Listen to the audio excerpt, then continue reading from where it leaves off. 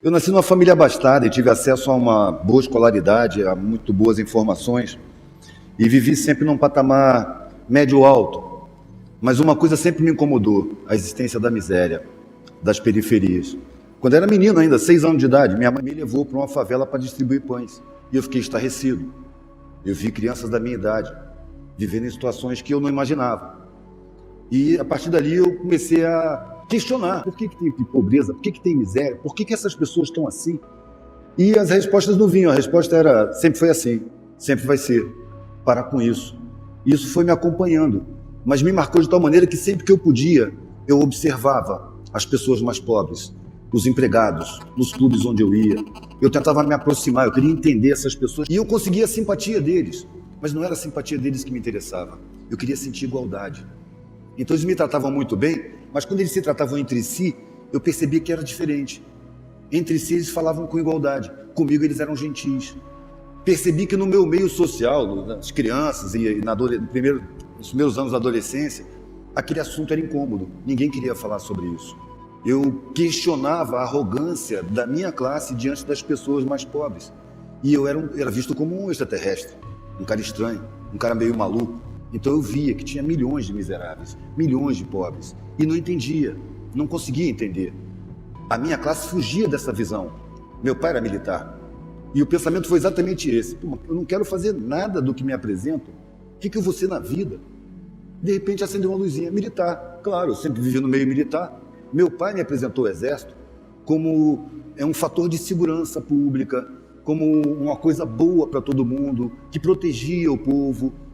Mas quando eu estava dentro do exército, as instruções que eu recebia eram me atirando contra a população. E depois de 1 ano e pouco dentro da escola de cadetes, eu me vi com um fuzil na mão, apontando para uma manifestação de estudantes, gente desarmada. Isso violava todos os códigos que eu tinha aprendido com meu pai. Não é aqui que eu quero ficar. O exército serve para reprimir a população e não para proteger. E saí do exército. E minha família ficou magoada e meu pai mais magoado ainda. Então eles pegaram e me resolveram pagar um cursinho pré-vestibular, o mais barato que tinha. Foi o primeiro contato que eu tive com gente saída do ensino público. E essas pessoas eram desinstruídas. Eu achava o conhecimento deles tão superficial que eu não acreditava. Eu falava com meus colegas, pô, vocês foram vagabundos, vocês não estudaram. Vocês não sabem nada, vocês só sabem superfície das coisas. E um belo dia um amigo meu me trouxe uma prova do 3º ano do ensino médio, de uma escola pública. Eu achei que era brincadeira. Foi a primeira vez que eu senti que essa classe é sabotada, que a maioria das pessoas é enganada, que aquilo ali não é educação de verdade. A diferença da minha educação era tão brutal que eu já achei que era uma coisa intencional, não? Então, mantendo o povo ignorante, sabe? E eu percebia que a grande maioria era pobre. Então tem que chamar os pobres para a luta. Mas os pobres estão aí, desinstruídos e narcotizados por uma mídia criminosa que planta valores, usando psicologia do inconsciente. De repente eu percebi que os pobres se sentiam culpados pela própria pobreza. Gente que é sabotada desde antes de nascer, que o mundo já recebe mal quando vem. Mas eles se sentem culpados pela própria pobreza. De repente eu larguei a universidade, eu não quero mais aqui não. Eu vou fazer a experiência de não ter nada. Eu queria ver o mundo do outro lado. E foi isso que eu fiz. Quando eu cheguei em casa, com meus documentos, pedi desligamento na universidade primeiro, eu peguei os documentos e entreguei para o meu pai como se fosse um pagamento de uma dívida. Olha, você me deu a melhor escola, me deu as melhores condições e você sempre me cobrou que eu entrasse na universidade. Eu não vou terminar, mas não é porque eu não pude, é porque eu não quero. Eu quero fazer a experiência de não ter nada. Aí ele facilitou o processo para mim, falou, se você sair por essa porta, você não é mais filho. Você não faz parte da família. Pode esquecer que a gente existe. Na hora foi um choque. Anos depois eu percebi que isso foi uma grande vantagem, porque eu saí sozinho, desprovido de família, e pude formar famílias em todos os lugares que eu ia. Nos primeiros tempos, eu fui sem profissão, sem nada. Eu vou não ter nada mesmo, quero ser mendigo. E batia nas portas e pedia comida. Na minha ingenuidade, eu pedia comida onde estava sobrando. Então eu vou nos bairros mais abastados. Mas ali, as pessoas me davam o resto. Já teve o caso de eu sair da casa, sentar na calçada, começar a comer e chegar um carro de polícia. O cara que me deu comida chamou a polícia. Me apresentaram um mundo onde eu ia ter que competir com todo mundo. Desde 10 anos de idade.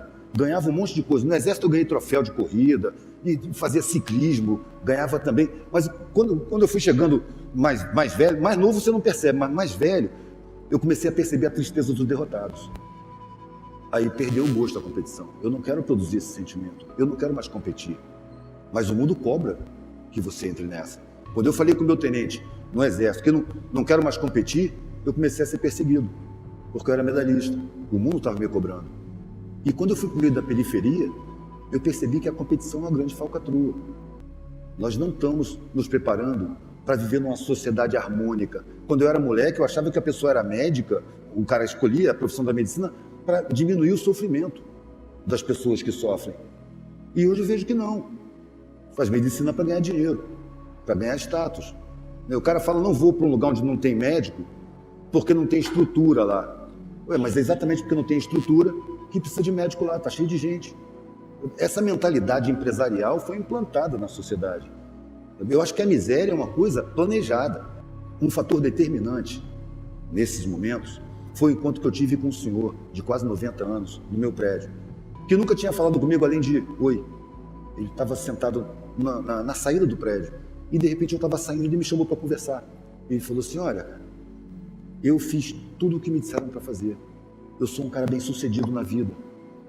Eu estudei comércio exterior, eu tenho empresa de importação e exportação, eu ganho um dinheirão, eu sou um vitorioso, mas eu estou chegando perto dos 90 anos, eu estou cheio de doença, tomando um monte de remédio. De repente eu olhei para trás e a minha vida não faz o menor sentido. Eu sou um vitorioso, mas eu me sinto um derrotado.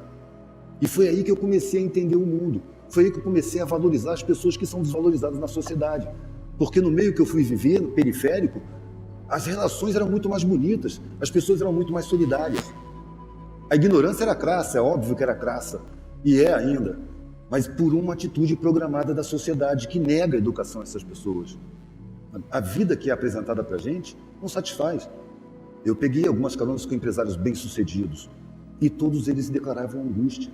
São pessoas que não revelam suas angústias no seu meio. Aí eu percebi que o ideal que é apresentado para a gente, que é constituir patrimônio, enriquecer, não é o ideal da vida da gente. O que satisfaz o ser humano é afeto. E ninguém diz isso para a gente.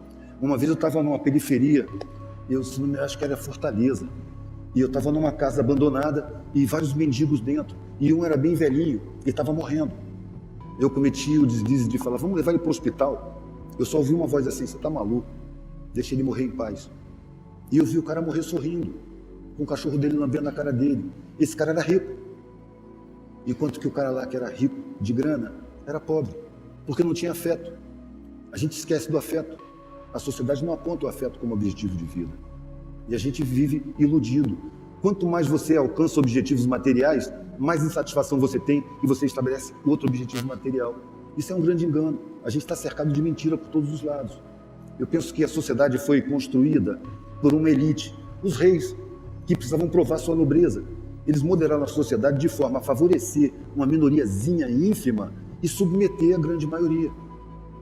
E os reis hoje são os grandes banqueiros e os mega empresários, que modelam a sociedade, é uma farsa, não é uma democracia, invadiram as instituições, inclusive as universidades, e colocaram tudo a serviço de interesses empresariais, inclusive a competitividade.